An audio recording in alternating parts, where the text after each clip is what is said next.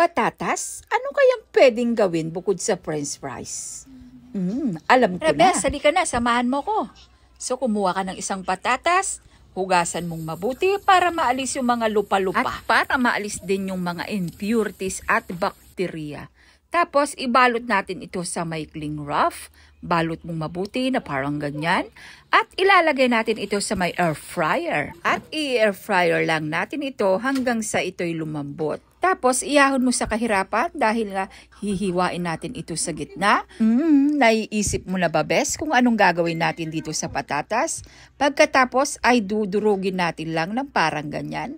Pag nadurog natin ay maglalagay tayo ng kaunting butter at ihahalo natin. Add ka rin ng cheese, maraming cheese para malinamnan. Samahan mo na rin siya ng pork and beans at ihahalo mo lang sa may ibabaw.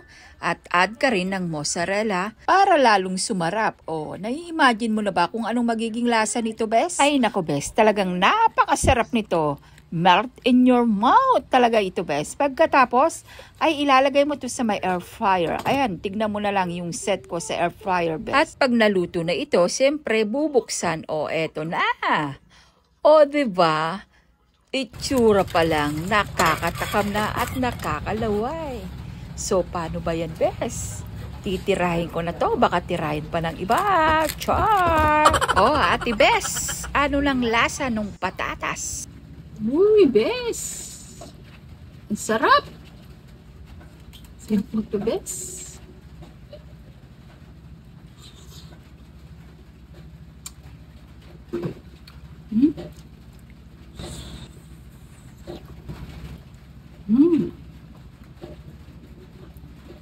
Ang creamy.